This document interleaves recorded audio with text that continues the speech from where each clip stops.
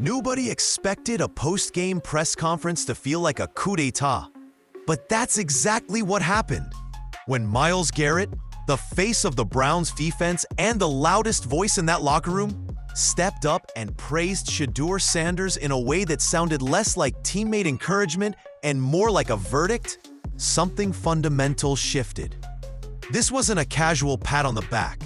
It was a public endorsement from the franchise's cornerstone.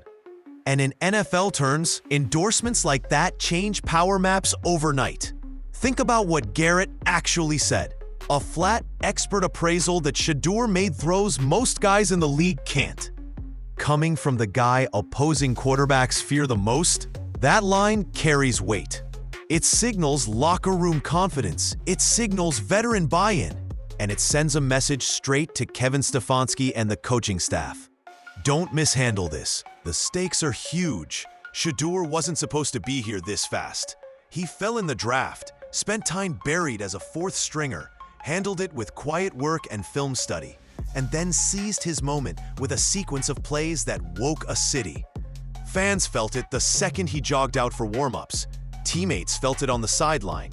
One throw, off-platform, 50-plus yards, didn't just win yards, it rewired belief. Now the organization faces a choice: cling to earlier plans or ride the momentum a rookie just created. The decision will define a coach's legacy, a locker room's unity, and perhaps Cleveland's next era. Myles Garrett didn't just praise Shedeur Sanders. He delivered a message so pointed, so intentional, that anyone paying attention could feel the ground shift beneath the Cleveland Browns organization. After a game where Garrett himself dominated with 3 sacks and the defense racked up 10 total, he could have used the spotlight to elevate his own performance. Instead, he pointed that spotlight directly at the rookie quarterback. And not lightly, he aimed it. Garrett singled out one specific moment, the 50-plus yard strike to Isaiah Bond. On paper, it's just another completion. On film, it's something else entirely. Protection had collapsed. Bodies were flying around Shedeur, and he had to drift, reset, and fire a missile downfield. That kind of throw is rare. It requires arm power, timing, vision, and most importantly, confidence. Garrett, who has terrorized some of the NFL's top quarterbacks for years, immediately recognized how special that release was. When he said, "There are not many guys in the league who can make that throw," he wasn't exaggerating. He was evaluating. And an evaluation from the league's most dominant defensive player carries a different level of credibility. But it wasn't just the throw. Garrett was responding to something deeper: energy. He saw a sideline that reacted in a way he hasn't seen in a long time. Teammates weren't giving polite congratulations. They were sprinting downfield, yelling, celebrating with a kind of raw emotion you only see when a team suddenly believes in the guy under center. These reactions can't be faked or forced. They come from trust. Garrett praising that throw was really Garrett endorsing something bigger: leadership, poise, and the potential of a franchise quarterback. He chose to speak publicly, knowing the implications. When your most respected veteran and defensive centerpiece effectively tells the organization, "This is our guy," that's not commentary, that's influence. And coaches know it. Front offices know it. Fans definitely know it. Because when a locker room leader makes a statement like that, it echoes. It changes expectations. And it forces a very real question onto the head coach's desk, one he can't dodge for long. Inside every NFL locker room, there are 2 realities: what fans see on Sundays and what players feel every single day in practice, meetings, and off-camera moments. When a quarterback steps into a huddle, teammates instantly know whether he's real or hype. And what happened the moment Shedeur Sanders took over wasn't gradual. It was immediate. The energy, the body language, the engagement from veterans, it all changed. Players had been watching Shedeur long before his debut. They saw him buried as the 4th-string quarterback, getting scraps of practice reps, often throwing to practice squad receivers while the starters ran their own offense. They watched him come in early, stay late, and attack film sessions like a guy who knew he wouldn't be handed anything. That kind of quiet work ethic earns respect fast, especially when it comes from someone who arrived with a famous last name and every reason to feel entitled. But instead of ego, they saw discipline. Instead of excuses, they saw preparation. So when Shedeur finally got the call and stepped into the starting role, the locker room wasn't surprised by how composed he was. They had already seen it behind the scenes. What they didn't expect was how quickly he would elevate the entire offense. That first deep strike didn't just electrify the crowd, it electrified the bench. You could see players erupting, pointing at Shedeur, waving their arms like they just witnessed something they hadn't seen from a Cleveland quarterback in years. That's not normal rookie treatment. That's belief. And belief matters more than anything in football. When offensive linemen block harder, when receivers sharpen routes because they trust the ball will be where it needs to be, when the defense rallies because they know their offense can finally close games, that's culture shifting. That's leadership forming in real time. Veterans don't give praise lightly, and they definitely don't fake enthusiasm. The reactions Shedeur generated came from a group of players who saw a teammate seize his moment after weeks of being overlooked. He earned their respect long before he earned their cheers. And now, the locker room has picked its quarterback, loudly. Kevin Stefanski has dealt with quarterback controversies before, but nothing like this. This time, it isn't about replacing an underperforming veteran or choosing between two similar players. This is about momentum, chemistry, locker room belief, and the unmistakable feeling that a franchise just discovered something it didn't expect. And that puts Stafanski in the most delicate position of his coaching career. On paper, Dillon Gabriel is the safe choice. He was the planned starter, the quarterback the staff invested reps and trust in from the moment training camp opened. Coaches love stability, routine, predictability. Gabriel was supposed to provide that. But the moment Shedeur stepped into that huddle, those calculations changed. Not because Gabriel failed, but because Sanders sparked something bigger than a stat line.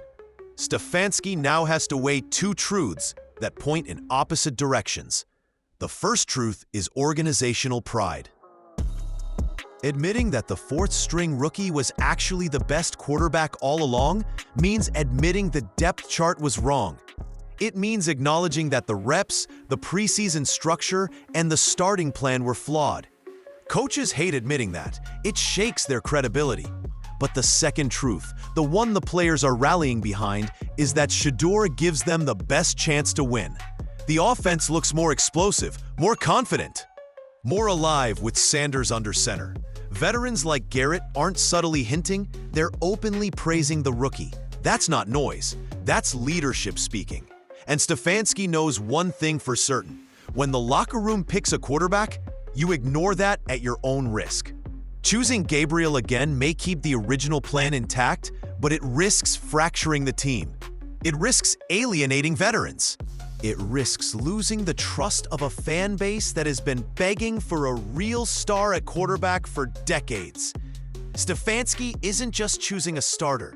He's choosing what kind of leader he wants to be. Stick with the old plan and hope it works out, or adapt to the moment and ride the wave his team already believes in. And the clock is ticking. Kevin Stefanski has dealt with quarterback controversies before, but nothing like this. This time, it isn't about replacing an underperforming veteran or choosing between two similar players. This is about momentum, chemistry, locker room belief, and the unmistakable feeling that a franchise just discovered something it didn't expect. And that puts Stafanski in the most delicate position of his coaching career. On paper, Dillon Gabriel is the safe choice. He was the planned starter. The quarterback the staff invested reps and trust in from the moment training camp opened. Coaches love stability, routine, predictability. Gabriel was supposed to provide that. But the moment Shedeur stepped into that huddle, those calculations changed. Not because Gabriel failed, but because Sanders sparked something bigger than a stat line. Stafanski now has to weigh two truths that point in opposite directions. The first truth is organizational pride, admitting that the fourth-string rookie was actually the best quarterback all along, means admitting the depth chart was wrong. It means acknowledging that the reps, the preseason structure, and the starting plan were flawed. Coaches hate admitting that. It shakes their credibility. But the second truth, the one the players are rallying behind, is that Shedeur gives them the best chance to win. The offense looks more explosive, more confident, more alive with Sanders under center. Veterans like Garrett aren't subtly hinting. They're openly praising the rookie. That's not noise. That's leadership speaking. And Stafanski knows one thing for certain. When the locker room picks a quarterback, you ignore that at your own risk. Choosing Gabriel again may keep the original plan intact, but it risks fracturing the team. It risks alienating veterans. It risks losing the trust of a fan base that has been begging for a real star at quarterback for decades. Stafanski isn't just choosing a starter. He's choosing what kind of leader he wants to be. Stick with the old plan and hope it works out, or adapt to the moment and ride the wave his team already believes in. And the clock is ticking. If there's one thing more powerful than a locker room shifting its loyalty, it's an entire city doing the same. And that's exactly what's happening in Cleveland right now. Browns fans who have endured 2 decades of quarterback misery didn't just watch Shedeur Sanders play. They felt something they haven't felt in years. Hope. Real, tangible, energizing hope. And once a fan base gets a taste of that, there's no going back. The moment Shedeur stepped onto the field, the reaction was unlike anything Cleveland has given a rookie quarterback in decades. It wasn't polite applause. It wasn't cautious optimism. It was a full-blown eruption. Chants, cheers, fans jumping out of their seats like a hometown hero had finally arrived. That energy carried through every throw, every first down, every spark he created. Browns fans have seen dozens of quarterbacks come and go, but they know the difference between potential and presence. Shedeur has presence. And here's the thing. Fans in Cleveland aren't passive. They influence, they pressure, they demand. They show up to every radio call-in segment. They trend hashtags. They flood social media with clips and commentary. After Shedeur's debut, Brown's Twitter looked like a digital revolution. Posts declaring him QB1, side-by-side comparisons with Gabriel, montage edits of the deep throws, and fans saying flat out, "If Stafanski benches him, we riot." This isn't a small vocal group. It's the entire base. The same fans who stayed loyal through 0-16. The same fans who survived the Johnny Manziel disaster, the Deshaun Watson drama, and every false start in between. When these fans unite behind a quarterback, the organization listens. They have to, because this isn't just hype. It's momentum, something Cleveland has lacked for years. And in the NFL, momentum is currency. The more fans push publicly, the more the narrative shifts nationally. Analysts start echoing the sentiment. Talk shows debate it. Pressure builds on Stefanski's desk until the decision stops being a choice and becomes a responsibility. And now, that pressure is reaching a boiling point. Inside an NFL locker room, players don't care about draft position, contracts, or preseason plans. They care about one thing: who gives them the best chance to win on Sunday? And after Shedeur Sanders' debut, that answer became crystal clear to the men who matter most. The coaches may hesitate, analysts may debate, but the players, they've already made their decision. The first sign came before the game even ended. The sideline energy shifted the moment Shedeur started making plays. Wide receivers celebrated differently. Offensive linemen suddenly blocked with extra urgency. Even defensive players, normally focused on their own assignments, were glued to every snap, living and dying with each throw he made. That doesn't happen for just any rookie. That happens for someone the team believes in. But the real confirmation came afterward. Multiple veterans reportedly approached Shedeur directly, telling him, "You're the guy now." That's not casual encouragement. That's leadership taking a stance. These are players who've spent years grinding through quarterback instability, and they're not about to let the team slide backwards when they finally see something special. And then there's Myles Garrett. NFL locker rooms operate on hierarchy, and Garrett sits at the very top of Cleveland's. When he speaks, everyone listens. Teammates, coaches, executives. His public endorsement of Shedeur wasn't just praise, it was a signal, a line in the sand, a message to the coaching staff. This is the quarterback we believe in. When the defensive captain, the heartbeat of the team, publicly praises a rookie's elite-level throws, the conversation inside the building changes. What makes this even more powerful is how Shedeur earned that respect. Not with flash or entitlement, but with patience, preparation, and silence. He stayed locked in as a fourth stringer. He never complained. He studied like a starter, even when he wasn't getting reps. Players notice that. They respect that. They gravitate toward that. So now the locker room stands united behind him, and Stafanski's dilemma gets even heavier. You can scheme around a weak spot. You can coach around an injury. But you can't fight the will of a locker room forever. Kevin Stefanski is standing at a crossroads that could define his entire coaching career. On one side is the quarterback he handpicked, invested preseason reps into, defended publicly, and designed the playbook around. Dillon Gabriel. On the other side is the rookie he kept buried at fourth string, the guy he didn't expect to play this season, the player he refused to give real practice reps to, and the one who just walked in and changed everything in a single night. This isn't just a football decision anymore. It's political, it's cultural, it's a leadership test. Because if Stafanski goes back to Gabriel once he's cleared, he's not just choosing a quarterback.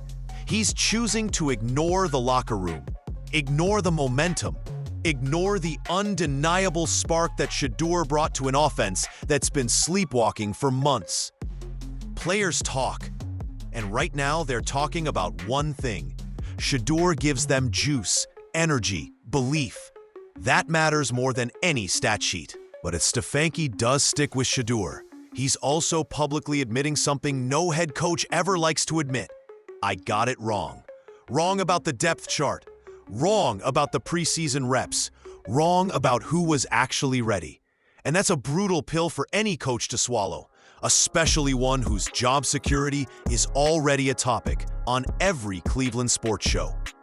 Reports suggest Stafanski still privately believes Gabriel gives the team the best chance to win. But belief means nothing when the tape says otherwise, the players say otherwise, and the fans, who have suffered through decades of quarterback misery, are chanting the rookie's name like he's the new Messiah. If Stafanski chooses Gabriel, he risks fracturing the locker room. If he chooses Shedeur, he risks admitting the rookie was better all along. One path risks losing the team. The other risks losing ego. Only one is survivable. And deep down, Stafanski knows it. The entire NFL world knows it. The question now is whether he has the courage to follow the truth everyone else can already see.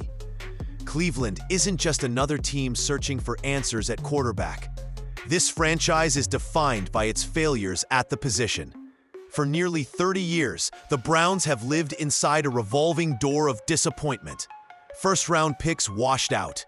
Veterans crumbled under pressure. Franchise saviors lasted a few months before becoming punchlines.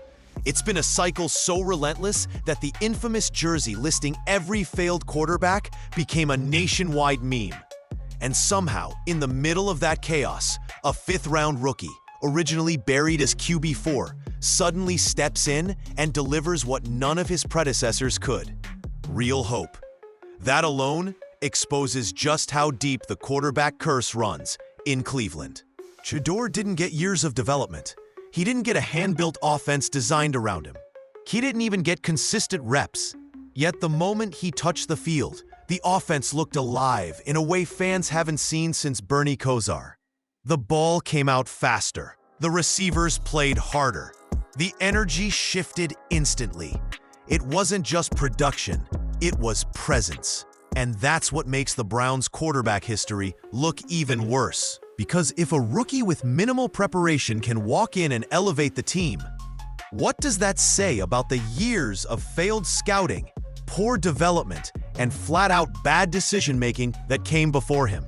For decades, Cleveland convinced itself the problem was the players. Too raw, too inconsistent, too immature, too small, too slow. But Shedeur's debut forced a different question. What if the problem has always been the organization? What if the Browns never actually built a real structure for quarterbacks to succeed? What if the system was broken, not the players? Shedeur's performance didn't just challenge the depth chart, it challenged history. It showed the city what it looks like when talent meets confidence, meets preparation, meets belief. And it proved something even more important. The curse was never supernatural. It was self-inflicted, and that's why Cleveland can't afford to let this moment slip away. Cleveland fans aren't casual observers. They're battle-tested survivors of decades of heartbreak. They've watched this franchise cycle through quarterbacks like disposable batteries. They've endured false promises, wasted drafts, broken rebuilds, and hope that never lasted more than a season.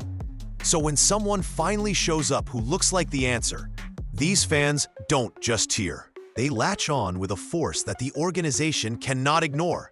And that's exactly what happened the moment Shedeur Sanders stepped onto the field. The stadium didn't react like it was seeing a rookie. It reacted like it was seeing a long-lost savior.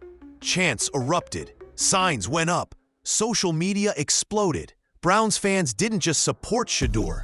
They embraced him, elevated him, and claimed him as their quarterback before the coaching staff even had time to process what they were watching. This wasn't hype. It wasn't overreaction. It was recognition. Fans know what bad quarterback play looks like. They've seen it for years. And they know what real potential looks like too. Shedeur gave them something they haven't felt in ages: confidence. That dangerous, contagious feeling that the team actually has a shot. Today, not 5 years from now. That's why going back to Dillon Gabriel isn't just a coaching decision. It's a betrayal. It's a slap in the face to a fan base that finally believes again. And Browns fans don't stay quiet when they feel betrayed. They fill radio shows. They storm comment sections. They boo at stadiums. They trend hashtags. They shape the building until ownership hears them. And ownership is listening. Ticket sales, merchandise spikes, engagement numbers, all of them tell a story louder than any press conference. Shedeur isn't just a quarterback. He's an economic engine, a storyline, a reason to watch. The Browns haven't had that in years. So Stafanski can pretend this is a football decision. But in Cleveland, it's not. It's emotional, cultural, generational. And the fans have already made their demand clear. Keep Shedeur. Don't go backwards. Not again. When a rookie quarterback earns praise, it's notable. When he earns praise from Myles Garrett, it becomes franchise-altering. Garrett isn't just another teammate hyping up the new guy. He's the face of the organization, the heartbeat of the locker room, and the one player whose opinion can tilt the entire building. So when he publicly said Shedeur made a throw most quarterbacks in the NFL can't make, it wasn't an observation. It was a message, a warning, a declaration. Garrett was telling the media, the fans, and especially Kevin Stefanski, this kid is legit. Don't screw this up. In NFL locker rooms, star defenders rarely go out of their way to praise young quarterbacks unless they truly believe in them. Garrett didn't have to say anything, but he chose to. And that choice shifts the balance of power.